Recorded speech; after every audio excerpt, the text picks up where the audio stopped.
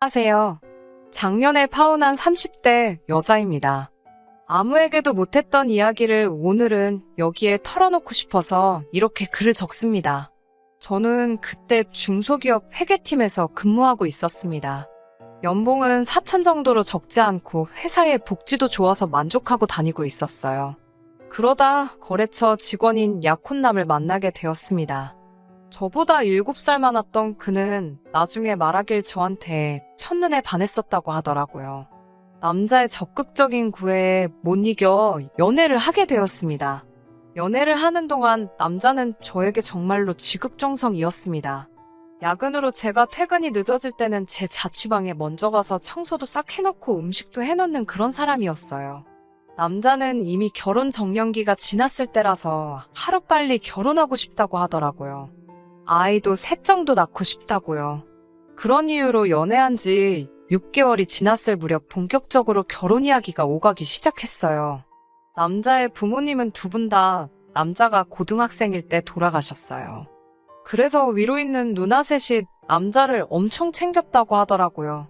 그 이야기를 들었을 때는 사실 힘들었겠다라는 생각뿐이었어요. 하지만 친한 친구들에게 이 이야기를 하니 신우가 셋이나 된다며 어떡하냐고 걱정하더라고요. 저도 여기저기서 고부 갈등, 신우와의 갈등을 많이 듣고 읽었기 때문에 불안한 생각이 들긴 했어요. 막연히 인터넷 세상의 이야기라고 생각했던 것들이 저에게도 그런 일이 일어날 거라고 생각해 본 적은 한 번도 없었거든요. 그런데 그게 저한테 실제로 일어나게 되었네요. 나중에 들은 바로는 한 번도 여자에 관심을 보이지 않던 막내가 갑자기 결혼을 하겠다고 해서 가족들이 엄청 놀랐었다고 해요. 하지만 제 기억에서 그 사람들이 보인 관심은 좋은 것과는 거리가 멀었습니다. 처음 인사를 드리러 간 날이었어요. 자매들이 모여 앉아서 TV를 보고 있더라고요. 제가 안녕하세요 라고 인사를 했지만 아무도 들은 척 해주지 않았어요. 다 같이 모여 앉아서 TV를 보며 깔깔대고 있을 뿐이었고요. 저를 없는 사람 취급하는 기분이었어요. 게다가 둘째 누나가 감자탕을 끓였다며 앞앞에 한 그릇씩 퍼주더라고요. 그런데 제 거에는 정말 국물 한 국자하고 뭉개진 감자 한 덩이가 있을 뿐이었어요. 제가 좀 더 주세요라고 말하자 야 저기 있잖아 가서 네가 퍼먹으라고 하는 거예요.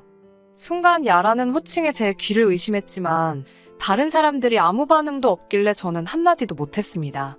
아무튼 좀 더 국을 풀려고 냄비에 갔는데 냄비엔 찌꺼기밖에 없더라고요.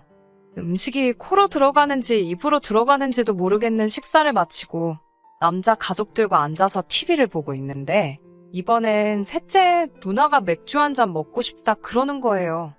그러더니 저한테 너도 마실 거냐고 묻더라고요.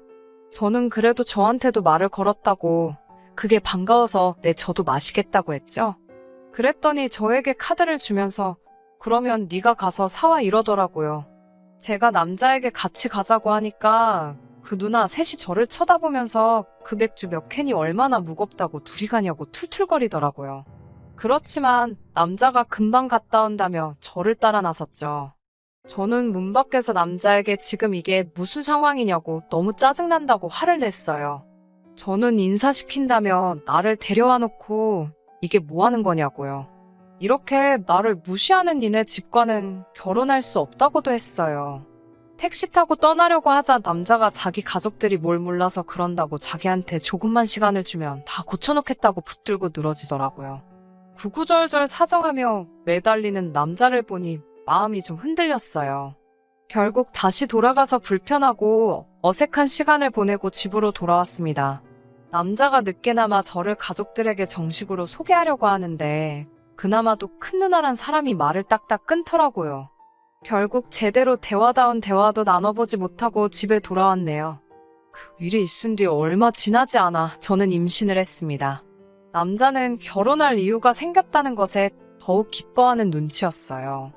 게다가 제가 다른 사람에게 말하지 말라고 하기도 전에 남자는 벌써 이 사실을 누나들에게 다 말했더라고요. 그리고 저희 부모님께도 전화해서 배불러 오기 전에 식을 올려야 한다며 결혼식을 밀어붙이더라고요. 그리고 저도 사실 막상 아이가 생기니까 결혼을 해야겠다는 생각이 확고해지긴 했어요. 저도 아이를 너무 좋아해서 유치원 선생님 되는 게 꿈이었을 정도였으니까요. 그리고 며칠 뒤 남자의 둘째 누나에게 전화가 왔습니다. 야, 오늘 출근 안 했지? 하며 나와 밥이나 먹자 그러더라고요. 그렇게 만난 식당에서 둘째 누나가 대뜸 저에게 야, 너가 우리 동생한테 가족 모임 못 나가게 했냐고 따지더라고요. 제가 왜 모임을 못 나가게 하겠냐고 역으로 물으니 아무튼 여우짓 하지 말라고 다 걸리게 되어 있다며 이번엔 경고로 끝나지만 다음엔 진짜 혼난다고 그러더라고요. 그러면서 한다는 말이 큰 누나가 저를 싫어하니까 알아서 잘 기어야 한다고 충고를 해주네요. 이 집에선 제 시어머니들 사람이나 마찬가지라나요. 아무튼 또 시간은 흘러 어느덧 상견례 날짜가 되었습니다.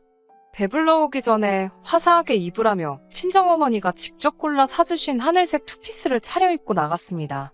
그런데 상견례 자리에 도착하니 예상치 못한 분이 자리에 계셨어요. 남자의 작은 고모였죠. 원래는 큰 누나 내외만 나오기로 했었는데 그래도 이 집 어른이라며 작은 고모가 바득바득 우겨서 나왔다고 해요. 저는 그 작은 고모를 만난 적이 없습니다. 남자 말로는 성격도 괴팍하고 말도 필터 없이 하신다고요. 나름 유명한 한정식집에서 하는 상견례였는데 단정하게 차려입은 저희 부모님과 달리 남자 쪽은 큰 누나 내외는 청바지 차림에 작은 고모는 골프웨어를 입고 나왔더라고요. 왠지 모르게 허탈한 마음이 들었습니다. 게다가 점심 식사를 하기로 했는데 자기들은 아침을 늦게 먹었다며 음식엔 손도 안 대더라고요. 덕분에 저희 부모님도 식사도 제대로 못 하셨어요. 전 속으로 이건 아닌데라는 생각만 계속 하고 있었죠. 게다가 작은 고모라는 사람이 한다는 말이 어른이 먼저 이렇게 나오기 전에 싹싹하게 와서 인사도 하고 해야 된다면서 저더러 어려서 그런가 철이 없다고 하시더라고요. 그러자 친정 아버지가 아직 많이 부족하니까 잘 가르쳐 주시라고 하셨어요. 그러더니 큰 누나라는 사람도 말을 보태더라고요. 원래 수더분한 올케를 보고 싶었는데 너무 여우에다가 당돌하다며 집안 분위기 흐릴까 걱정이라고 잘 가르쳐서 보내달라고요. 결정적으로 혼수 이야기가 나오면서 사단이 나고 말았습니다. 저희는 둘 다 일단 허례허식 없는 결혼식을 하는데 동의한 상황이었어요. 그건 남자의 누나도 동의한 일이었고요. 집도 결혼식도 반반씩 하자는 거였죠. 그런데 그 이야기를 들은 작은 고모가 저희 부모님한테 당신들도 생각이 있으면 딸 시집 보내는데 필요한 도리는 해야 되는 거 아니냐고 대뜸 삿대질을 하더라고요. 저희 부모님한테 막말을 쏟아내는 남자 쪽 가족들을 보고 있으니 너무 머리도 아프고 속도 안 좋았는데 결정적으로 작은 고모라는 사람이 저희 부모님을 모욕하는 모습을 보고 나니 순간 쓰러질 것 같았어요. 그리고 곧 이어 다리 사이에서 뜨뜻한 느낌이 느껴졌어요. 테이블 아래로 내려다보니 피가 흐르고 있더라고요. 나중에 들으니 놀란 저희 부모님이 119를 부르고 아버지가 저를 1층까지 업고 내려가셨다고 해요. 병원에 도착해서 소변줄 꽂고 검사하고 했지만 결국 그날 새벽에 유산했습니다. 담당 의사 선생님 말씀으론 산모가 스트레스를 많이 받은 것 같다고 하셨대요. 병원 유gin실에 누워 하염없이 울고 있는데 남자랑 그 고모라는 사람이 찾아왔더군요. 큰 누나 내외도 왔고요. 그 점자는 저희 아버지는 남자를 보자마자 멱살을 잡아 끌고 병실 밖으로 나갔습니다. 그 와중에 고모라는 사람은 저한테 보기에도 비리비리해서 불안하더니 결국 이렇게 됐다고 그래요. 그러면서 이참에 저를 옆에 끼고 잘 가르치라고 저희 어머니한테 훈수를 두더라고요.